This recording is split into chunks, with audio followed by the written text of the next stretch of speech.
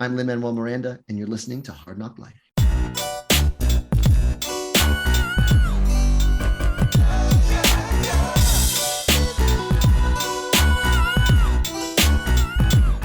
Well, it's the NOC in full color, you see me? The Hard Knock Life, comics, movies, and TV, yeah. Pop culture with a different we're back. perspective. Hey, Dominic. Hello, Keith. It's Hard Knock Life. We It's have a some Hard Knock things to Life talk about here on for us. Hard Knock Life. We were just talking about Pearl Jam. I'm very envious. You are getting ready to go see them live for the first time ever.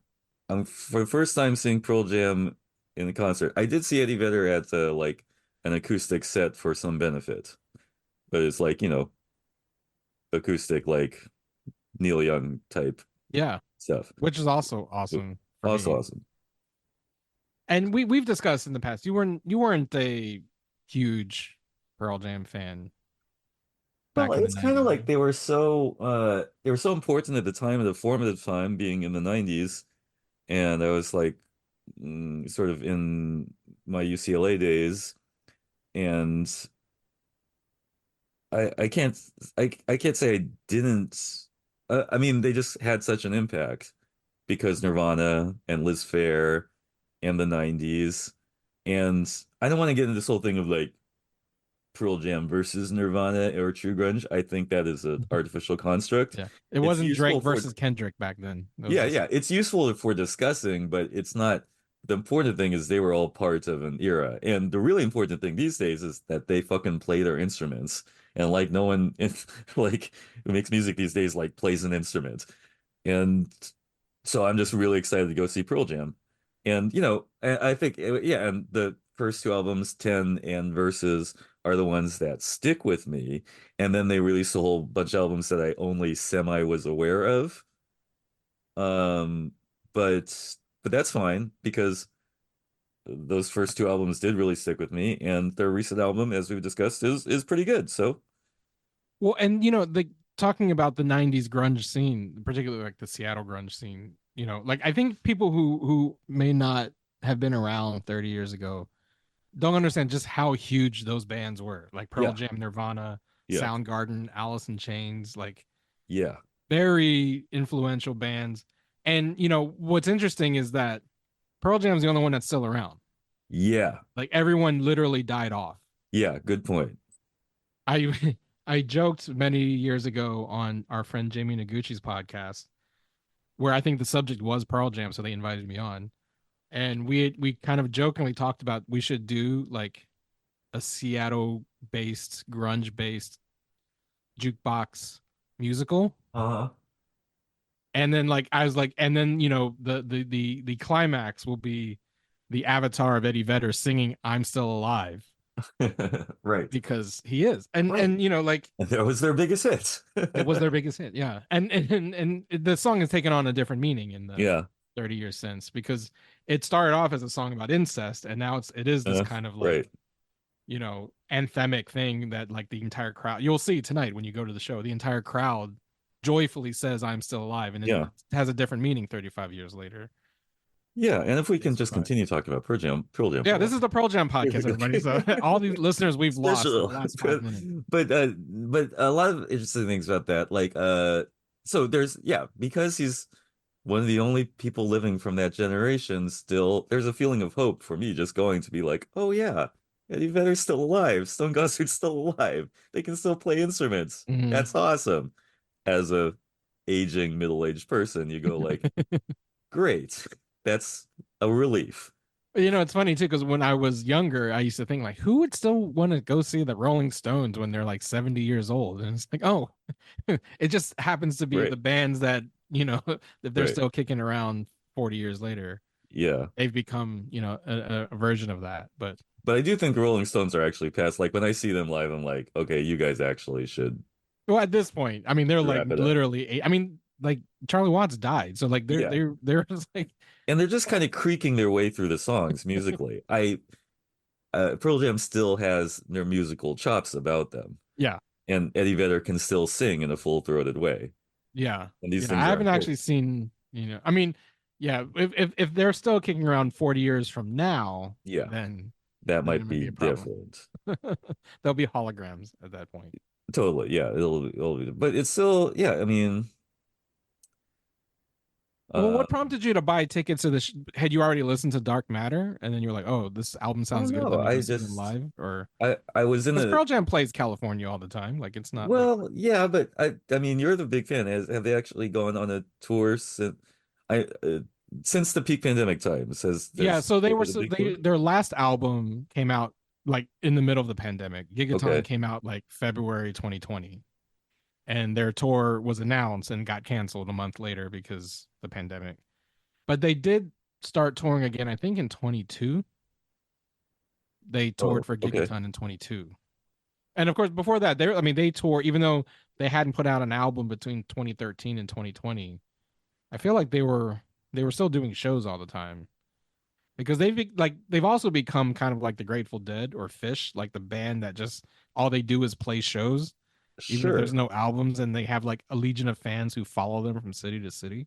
yeah, and yeah, and there's something to that. I mean, I hope they don't go the full Fish way. Sorry, Fish fans, but like, Yeah, but I do like that they have, sort of rotating set lists and will play random covers now and then. They're not just like a locked in, totally choreographed show, and that's right. great. I was prompted to buy the tickets because I just wanted to. It's a bit of an anecdote. I'm sorry. I was in the mode of wanting to go see live shows because, again, and even in 2022, I was still not like in the mode of going to see public live stuff that Yeah. much. That was still a gray area. And recently I've been like, oh yeah, concerts. Oh yeah. But I keep doing this thing of buying show tickets for shows that get stupidly canceled. So I really I just love reliving that whole pandemic era. yeah, exactly. Just this last week, I didn't complain about it in last week's podcast, but I should have mentioned I was in Vegas to see the huge Lovers and Friends festival. Speaking of nostalgia, that was a big festival that had every 90s R&B act ever. Every 90s R&B hip hop act, basically, headlined by Mary J. Blige and Janet Jackson and Usher, and then also, SWV and 112 and Total and all those smaller acts. It was going to be a gigantic festival, got canceled. The whole thing. Oh, just like 16 hours before it was supposed to start. It's very suspect. So, different genre of music, but different, but like I was really excited about that too, and didn't happen. And months before that, I had sorry, I didn't realize, but I'm covering every major 90s music genre No, go in for it. in one That's why we're anecdote. here. Several months before that, I wanted to go to Vegas to see Christina Aguilera, who's having a little residency there. Brief recap of the 90s, hip hop starts, grunge starts, Britney Spears starts and ends the achievements of grunge and hip hop. Yeah. Very condensed, Well, right? yeah, pop really took over late 90s and Yeah. has not like Pop let up comes the since. fuck back and says, "Okay, Nirvana, here's a And then they've girl." been on a heater for 30 years because even like the hip hop that's popular now is more pop than hip hop. Yeah, totally.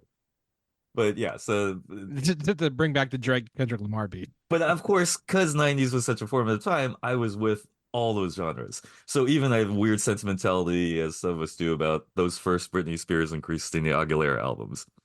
And Christina Talking about and beef, well, it's funny. People said like there's never beef like you see in hip hop, like the Tupac Biggie or Kendrick Drake. But Christina and Britney, that was real beef too yeah, back in the late they're 90s. real beef. Yeah. Pearl Jam, Nirvana, like every genre has Yeah. has I mean, diss yeah, tracks. it's something good to talk about. And for the record, yes, Christina Aguilera is someone you really want to see perform because she really fucking sings. And Britney Spears is just like her big TMZ drama, Yeah, like all the the time. car crash Yeah, and her aspect of cute her singing outfits her. and blah blah blah. Over the course of time, Christina Aguilera is a musical force. I mean, you have been on a concert kick because I know you saw Sting recently. Didn't you Yes. see? Yes, this is me overcompensating. I just feel like I feel like I've seen you posting about like different shows you've been to in the last few Yeah, months. I've been on a kick to like see these things because like, it was a pandemic thing. It just Mhm. didn't do that for several years. I really like going to see concerts. I sometimes have this thing that like I get an extra ticket that and there's no one to go with, but that's a whole other story. Anyway, this is a long-winded way of saying I Welcome wanted to to Hard go Knock see. Life. I have a credit card. Pearl Jam is coming to my basic area. why not go see Pearl Jam? Yeah, and this is only their fourth show of the tour, so I know like it's they're a still perfect time. getting their sea legs, and it's like Yeah, the version you're going to see tonight is going to be a completely different experience than what I will hopefully see 5 months from now, yeah, because they're still like they've only played their Dark Matter songs 3 times now. yeah. So they're probably still like, they're trying different things, set lists. They aren't tired of touring yet. So it could be really cool. And I also think there's a low level troll in like they play Sacramento, not Bay Area proper. Mhm. For those listening to the Bay Area, like, oh my gosh. Sorry. They could easily play Chase Center or the Oakland Coliseum or whatever it's called now. Or but they play Sacramento because East the Bay Area is a little bougie. Mhm. There's very bougie. Sacramento's more like a working class city of the people, for better or for worse.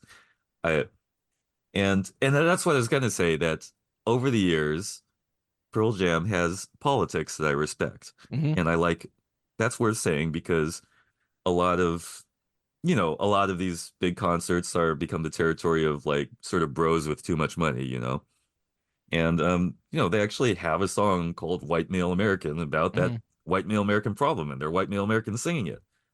So they're straight up on a lot of issues that I think are important. And they have been since 1991. Like Yeah, and they it's have been. never been something they hid, Yeah. and they've always been politically on the right side of history. And that's also what I like was appealing to me, and why I've been a fan for so long, because like I think I mentioned this last week, like the thing that really kicked my fandom in full gear was their unplugged performance on MTV. Mm-hmm. you know Mm-hmm. and I think that's true for a lot of people who like discovered them on that, Yeah. because that was back then MTV not only played music, but they had these cool shows where like they would strip down their instruments and have like these Yeah. rock bands play on acoustic guitars, Yeah. and their unplugged performance was legendary. And then the big climax at the end, they played a song called Porch, Mm. and there's like a big like instrumental jammy section at the end, and Eddie gets up on a stool and he writes pro-choice Mm. on his arm. Like Mm. that's something that in 1991 was like prescient, because 30 Mm-hmm. years later Roe v. Wade is no longer the law Yeah, of the we're land. still You know what I fucking mean? We're still in fighting that that. war. Yeah. And Yeah, yeah, to totally. your point, they've always like he has a song called Bush Leaguer on Riot Act, which is a scathing takedown of George Bush. Yeah. And so yeah, they've and the thing too is that like a lot of acts from that time period, not just music acts, like comedians, actors, like their politics have shifted rightward Yeah. as they've aged, and they seem to be at least consistent. Yeah. Yeah. A lot of people have become sort of don't get off my lawn dads or something like that. A lot of people Yeah, have I got some mean, weirds. we mentioned Nirvana. Like, I would not follow Mm. any Chris Novoselic, social media posts if you still want to have Oh, a is he going that way? perception of what That's kind of. funny. That's interesting. Yeah, I mean, yeah. Yeah. And you mentioned the unplugged thing. Of course, Nirvana's unplugged album also Also formative great.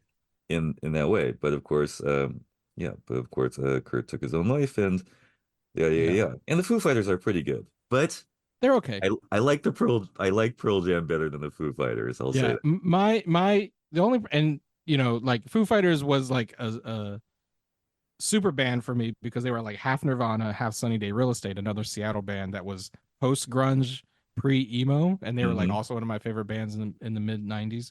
But they took like my favorite part of Sunny Day Real Estate, who are coincidentally also on tour now, so like a lot of these Yeah, '90s yeah. bands are back. But like the rhythm section, the bass player and the drummer is like my favorite part of that band, and that's who Dave Grohl stole from Sunny Day Real Estate. He took their drummer and Oh, the is that bass right? Oh, player. okay, I didn't know Yeah. that. And the funny story is that the drummer, who's again one of my favorite drummers in Sunny Day, when he joined Foo Fighters, like Dave Grohl is such an exacting perfectionist drummer himself, Yeah. clashed, and they were like, and eventually fired William Goldsmith. And it's just a funny story that only I get any amusement from. Nice. I like that you follow the drummer dramas. I didn't know that particular one. Well, as a Pearl Jam fan, you have Yeah. to, because they also have gone like the scene from Spinal Tap, where like they go through all the different drummers. Yeah, yeah, You yeah, know, totally. familiar with that? like A they classic took that trope. to heart. They're like, we're gonna have 6 drummers until Yeah. we land on Matt Cameron. Yeah, this shit is real, man. Drummers, they can explode. They can die in their That's own what vomit. happened. Those things really happen. So anyone who's still listening, who were like, "What?" I didn't tune into the 2 old guys reminiscing about like classic rock because that's what it is now. Oh Uh, my, it is Music classic about you rock. that's played on the It's classic so rock stations. old. There was some Marvel news over the weekend. Yes. You wanted to talk about. So should we start with unsubstantiated rumors about Shang-Chi or confirmed casting for Fantastic Four? Because those are the 2 big things, I think. Those are things I heard of. Yeah. And yeah, and so we don't know anything. I don't know. What floats what Well, let's start with floats your the thing boat. that's true. And Okay. that's and you know, and we probably won't spend too much time on this because like I don't know much about who what was his name, Ralph Ineson is. I saw a lot of people like losing their shit over his casting as Galactus, so I guess that's a good thing. I've never seen this person in my life. Yeah. And John Malkovich, we don't even know who he's playing in Fantastic Four. So there's gonna like Yeah. But okay, a couple for one thing, why are they not saying that John Malkovich is Doctor Doom? oh, is that They where you're going? You think that's yeah, who he they is? aren't. I mean, they haven't said that, to be clear. They haven't Yeah, said they don't they like said that. he's playing an They say John unnamed Malkovich role. is in the Fantastic Four movie. Duh. Who else could he Of course we want John Malkovich to play Doctor Doom. That would be fucking awesome.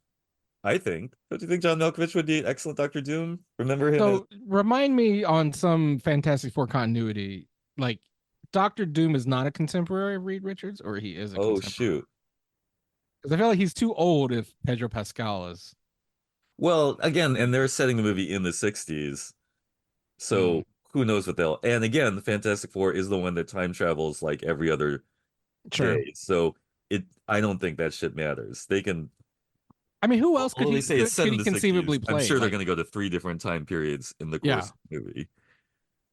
And it's funny too, because they would like they came out and said, "Oh yeah, Galactus is in this movie," and this is Yeah. this guy who's been in like horror movies, I guess. Again, Yeah. I had known nothing about Ralph Ineson. I don't even know if I'm saying his name right. Yeah, I know, and I don't care about and good for him. And it wasn't it wasn't the who was being cast that was significant, but it was the fact that it said Galactus because as we're still reeling from this phasing out of the King Jonathan Majors problem, right?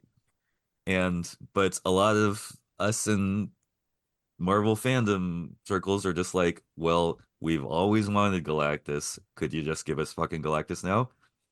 I mean, I'm not trying to get into this like we asked for this and we demanded thing because not the like we released Release the Galactus cut. right. I'm not getting that. I'm speaking as a fan. My sense of it is I didn't really care about King, and I would say generally no one really cared about No King. one did No, ultimately. no Like one no one did. went to see Quantumania, and that was like the big Right. So big thing on that. it was an acceptable loss to write him as a character out of the storyline, no matter who's playing him. What Marvel fans want is Galactus, because Galactus is iconic. Galactus is in so many ways the thing. I just said the thing. Who was also in this movie. Right. He's literally the thing that made Marvel Comics grander than life. That issue, that arc where he comes to Earth and Fantastic Four faces him, rightly studied and held up as a big moment in comics history because it was I guess because it was sort of biblical. It was like it was this telling of this is, the archangel has come and it's the end of the world. It's a huge guy and he's going to destroy the whole world. Well, And of and the course, MCU has already set the precedent that there are these giant beings floating around in right. space, right? Like Eternals was not the biggest cultural marker for the MCU, as far as like Right. box office or cachet, but it did establish that there are these giant alien beings. So Right. making Galactus a guy in a suit and not, a giant cloud is still more feasible Yes. now than it would have been Yes. 20 years ago. And I can't remember the Marvel timeline. I believe the Celestials who were in Eternals were invented after Galactus came as a sort of tagging onto that giant person threatening us from the sky thing worked really well. I believe that's kind of thing. And then there's Earth X and there's a Marvel storyline where Galactus fights the Celestials. I won't go into the whole thing. Marvel fans, hit me up if you want me to go into the whole thing. But the point is, yes, that concept was glimpsed in Eternals.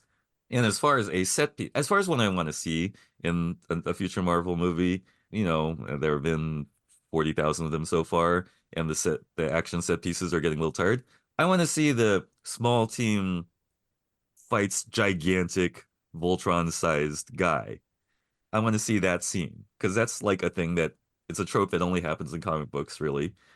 It's something I want them to spend all their CGI money to create.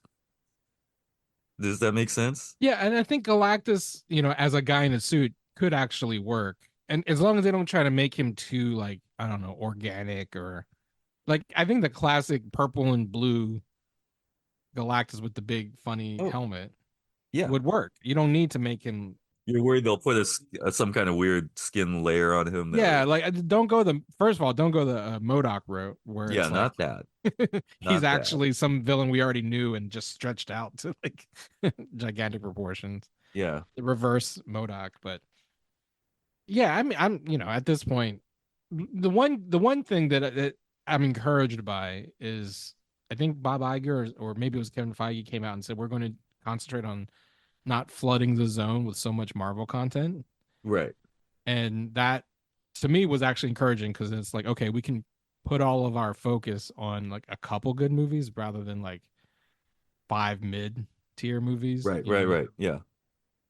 And if you put that much effort into making Fantastic, like again, the period piece-ness of it is something that's encouraging to me. I like the casting for the most part. Throwing Galactus in like a classic purple and blue, I guess, is it blue or are they just various shades of It's purple? blue. I mean, he's thought of as purple, but there are blue accents. Yeah. Like put him in the funky helmet and I think Yeah. why not? You know. Totally. First of all, because we've done a like realistic Fantastic Four, and we've done the We campy have. We've Fantastic done Four. several tries at it. And then R.I.P. Roger Corman, who just Oh, died. Who right. did that version of Fantastic Roger Four. Corman passed away. Rest in power. I hope they release that in his honor now. They 'Cause better. it's officially never been released. It was like a convention bootleg, legend, Yeah, yeah. but You it's could never buy been a officially copy at comic conventions, couldn't you? released. Like It used on to be the only VHS place or you could something. find it. Yeah, yeah. Marvel do the right thing and release release the Corman cut. Release the Corman cut. Put it on Disney Plus. Make it a continuous thing.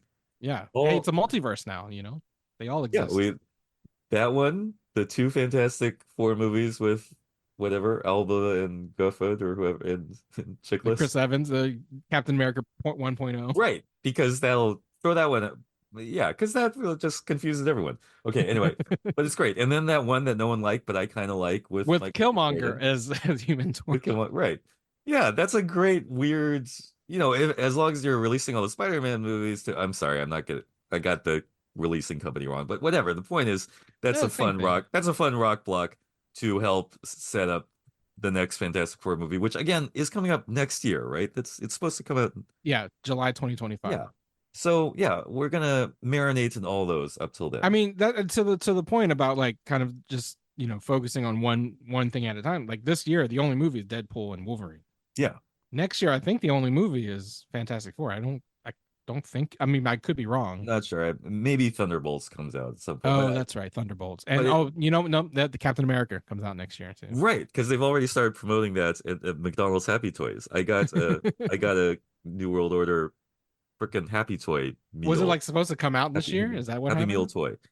Maybe, or maybe I think maybe they're like trying to very gradually um um um get the kids of America comfortable with the idea that it's a black guy and not Chris Evans now, and they have to program everyone with who it is now. Because and the thing Yeah. too is not everyone watched Falcon and Winter Soldier. Right. Not did. everyone knows that. Because and also in the Marvel movies that have been released since Falcon and Winter Soldier came out, no one has mentioned that, oh, there's a new Captain America and it's Sam Wilson. Right.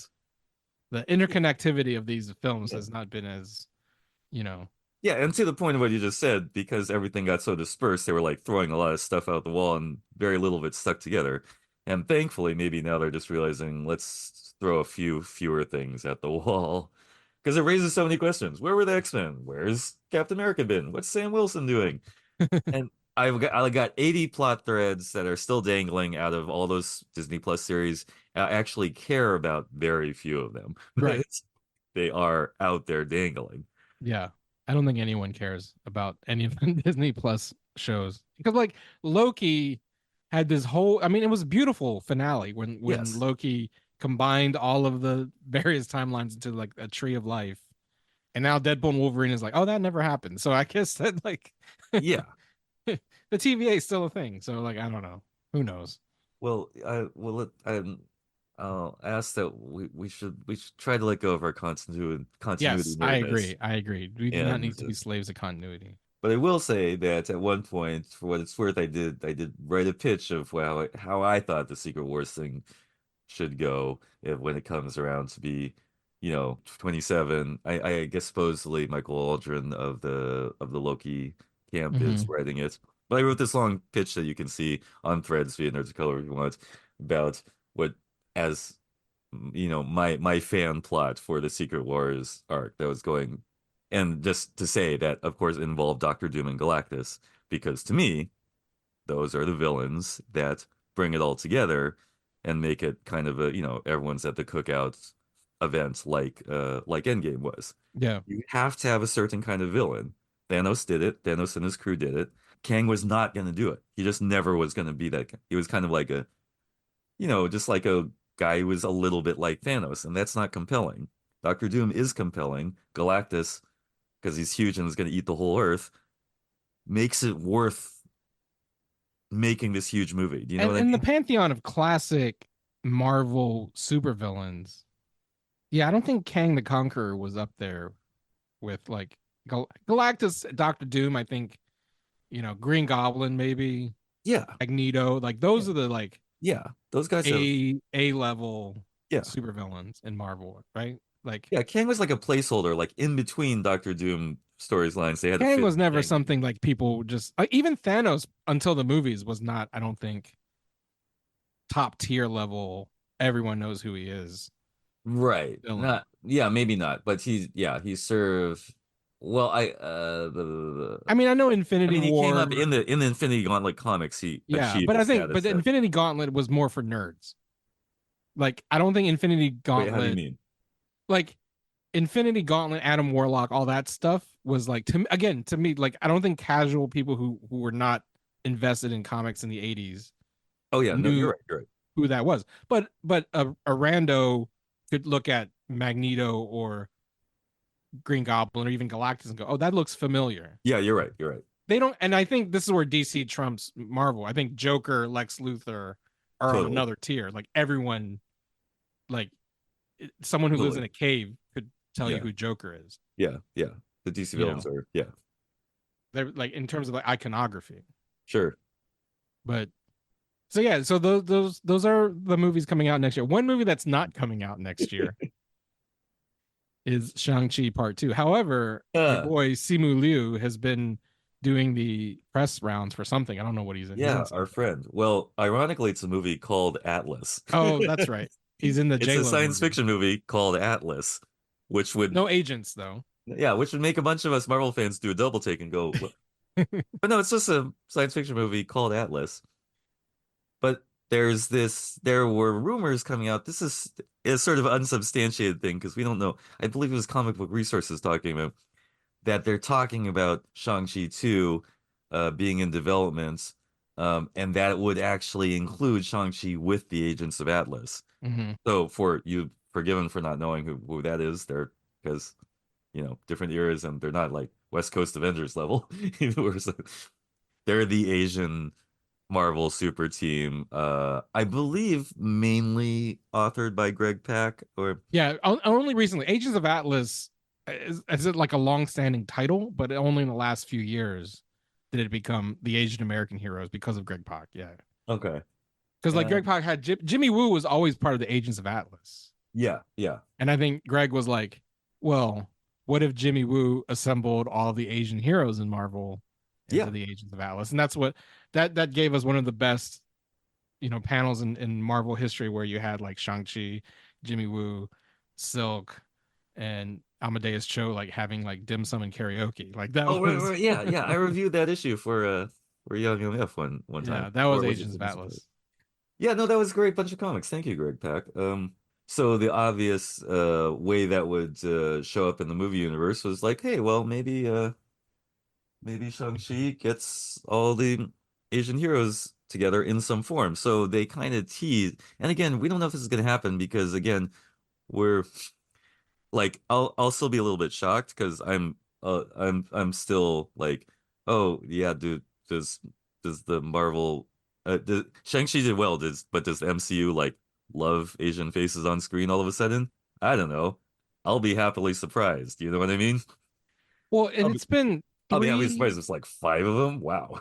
3 years since Shang-Chi, and like Yeah. not a peep has Yeah. been uttered. And he's not like he's showing up in any end credit scenes or Yeah. anything. Like We have no kind idea of what like the hell the he's doing. forgotten Marvel movie. Yeah. Speaking of dangling strings, what were those 10 rings? Where did he go with Wong after that karaoke night? No one knows. But Yeah, what's the signal being broadcast, right? Because like Hulk right, and Captain Marvel are like, well, let's go investigate, and then the next movie has nothing to do with. right. But anyway, so according to this rumor, it does involve Shang-Chi and an interesting cast of the Agents of Atlas associated characters, including like Swordsmaster and I believe Arrow and I believe Wave, and some of these are original creations, I believe by Greg Pak. Uh sort of filling out the Asian diaspora. There's a Filipino person, there's East Asian, and there's all the different kinds of Asian.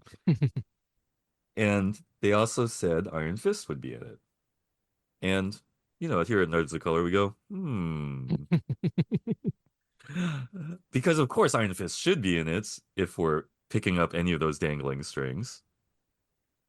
And you get one guess who we at Nerds of Color think that Iron Fist should be. Yeah, well, it's who is Iron Fist at the end of the show. Yes, yes, yes. It's yeah. she It's not. It she shouldn't even ends be a the question. show as Iron Fist. Like it's not even a question. Her sword glows with the magic glowy. I guess it glows white for some reason. Right. Maybe because Colleen Wing's color scheme is white, but she definitely has the power of the Iron Right. Fist at Don't the read too end of much into season that, two. but yeah. Right. Yeah. That one shot which made everything in Iron Fist season 2 kind of cool. Like Yeah, it made it all worth it. yeah, yeah. As shitty Uh, as that show was, and the concept and everything, making Jessica Henwick the Iron Fist was worth it in my opinion.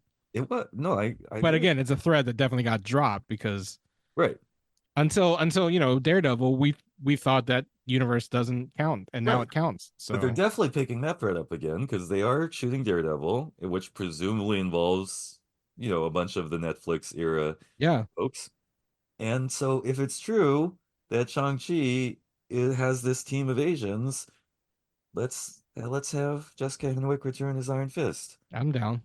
Or, I mean, failing that, definitely an Asian woman. There's one thing you can't do, Marvel, and we should go on record saying there's one thing you can't do because sometimes they forget, like and oh, we've got the, five safe white guys riding everything around again. They'll take care of it. There's one thing you can't do, and bring back Finn Jones as any version of Iron Fist. Because that's the thing that no one cares about and no one wants to see.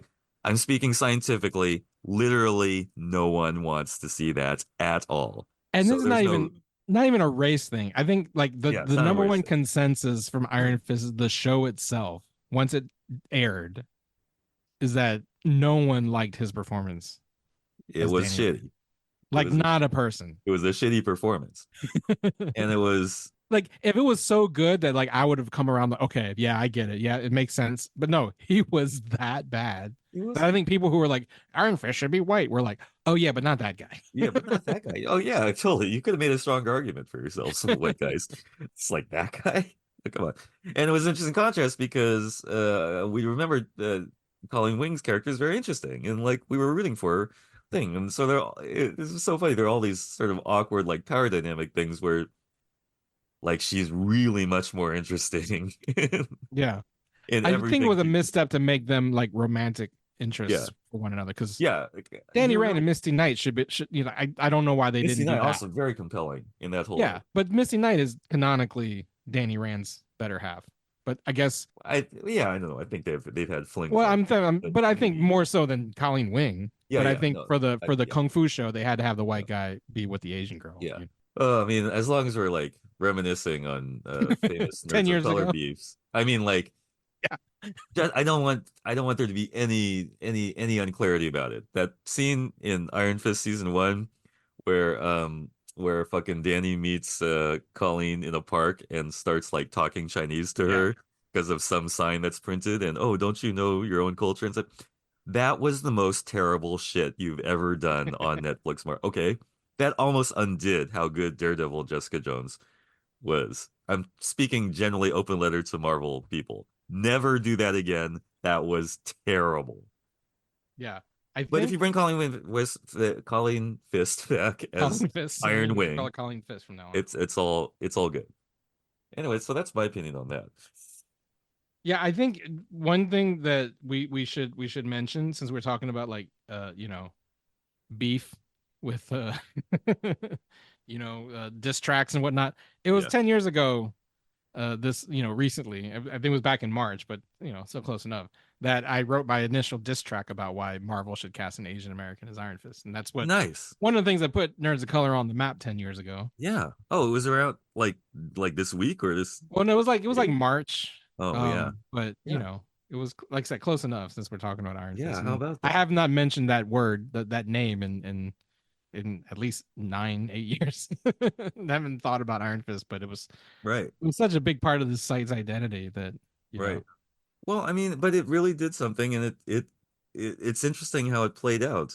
yeah, I mean, Louis Tan's career is kind of like based on the idea that he should have been the Asian Iron Fist. I don't know how much validity there is to that, but I mean, we went through so many things. I mean, so yeah, there was that whole discourse. Why not an Asian Iron Fist? You were in the center of that maelstrom. We had Into the Badlands for a while, which is a Mhm. really great show that, Mhm. of course, got canceled. And then we had the whole awkward thing with the Netflix shows and some of them being good and one of them just having this shitty actor, which Yeah. totally proved your point, but maybe but by accident again, we realized that there are better white guy actors in the world than that guy. Yeah. I want in the post Iron Fist world, like we got Warrior, we got an Asian guy as Snake Eyes. So I was like, Yeah. that made up for white Iron Fist because Yeah. we got Asian Snake Eyes finally, even though that movie was also terrible. But Yeah. These are it's the thought that counts. yeah. And finally, so circle back, we got Shang-Chi, And ultimately Shang-Chi. the Yeah. canonical Chinese guy, and that movie I'd say was mostly good.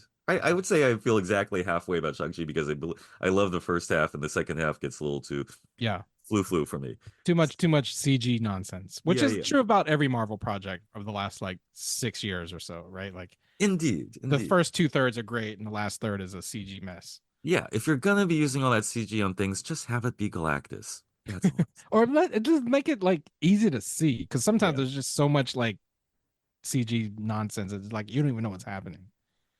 And we did a whole video, and maybe I'll link to it, that we talked about how the Shang-Chi movie was the Iron Fist thing I'd always wanted because Yes. they gave Shang-Chi all these mystical things that he never had in the comics, Yes. Yes. and Yeah. and all that stuff. So Yeah, and I'll say I want to add one more thing. I mean, an angle they could go with the Shang-Chi 2 movie, which is very cool angle, is the part where he becomes sort of a secret agent, a la yeah, in Enter the Dragon, when he's sort of, he's contracted by British intelligence, basically. I And was that's kind of also- hoping. I mean, to be completely frank, like I didn't love the Shang-Chi movie. I think it's safe to say that 3 years later, I didn't want to say it back in 2021 when it was illegal to say Shang-Chi was bad. I didn't love it. I'm not a big fan of Simu Liu's portrayal. I don't think he's got like the screen presence that the other like Marvel lead actors have, to be honest. But the thing that really like bugs me about that movie is I hate his costume. Yeah. Yeah. It's not a good costume. Yeah.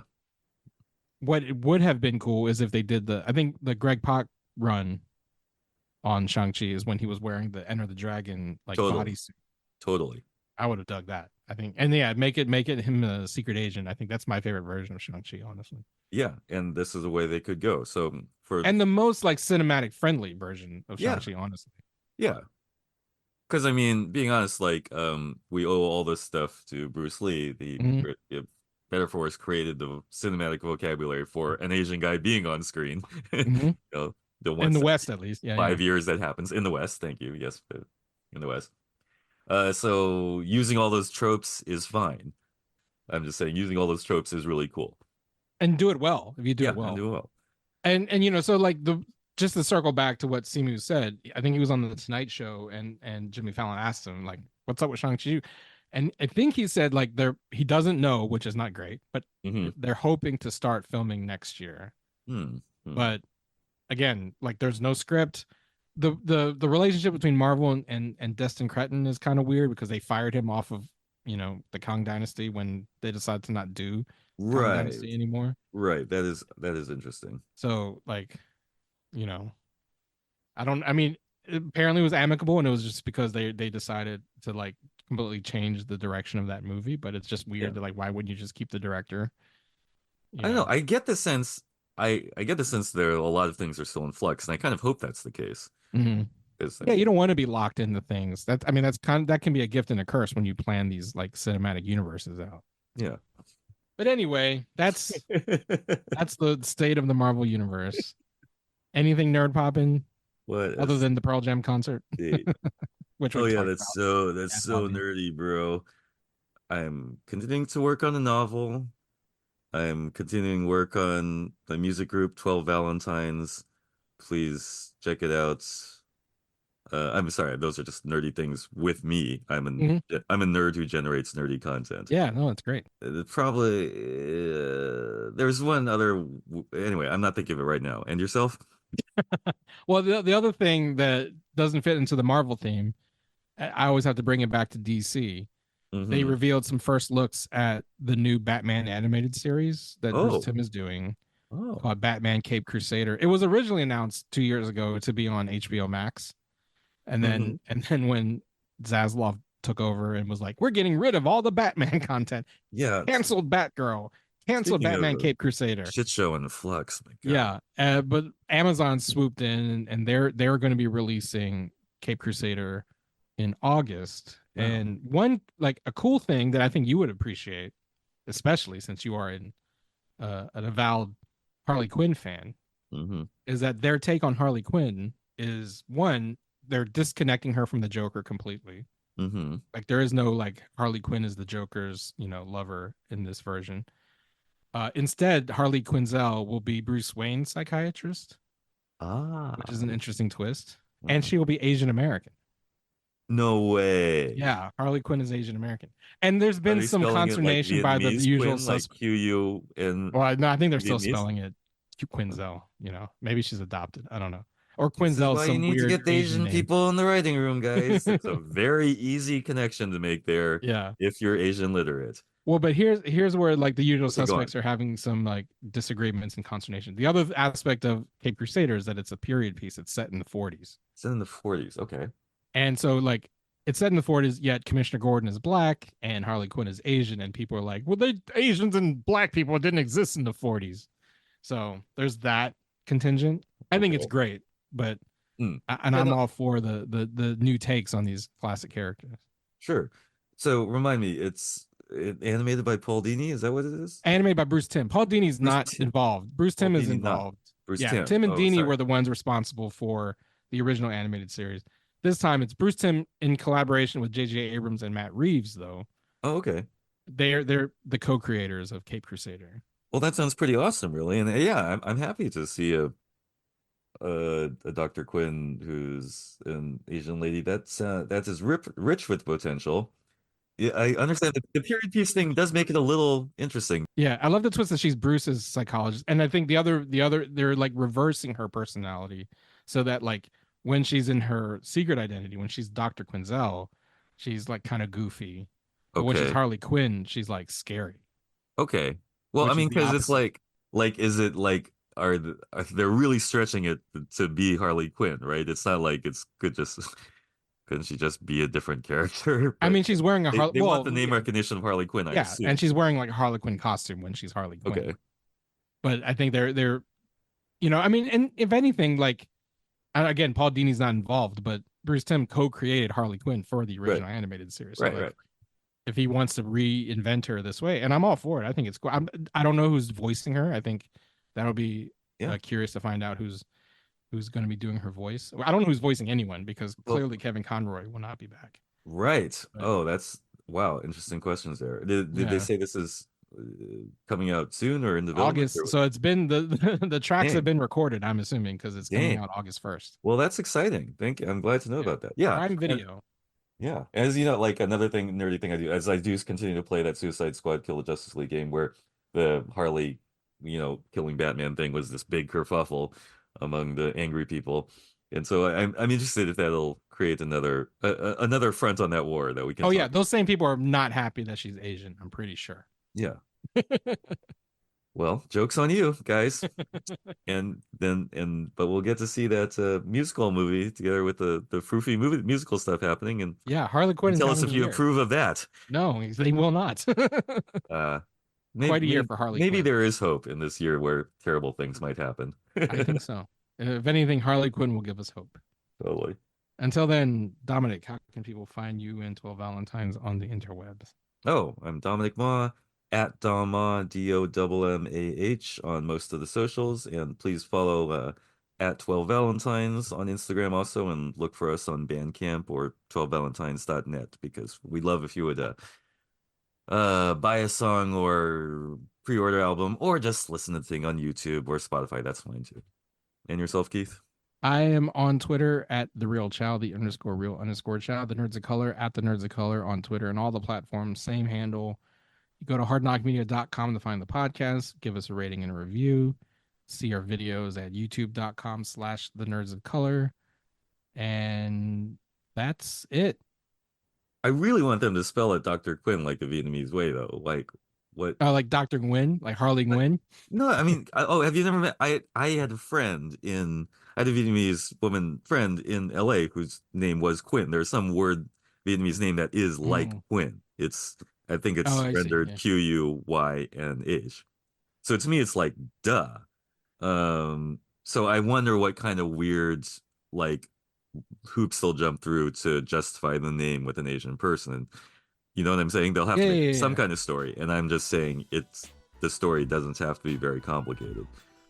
It will make the angry people mad because you're spelling it wrong. But also in life, is anyone named Quinzel? Quinzel's not a real name. Not a real name that people have. Quinn is in several languages. Anyway.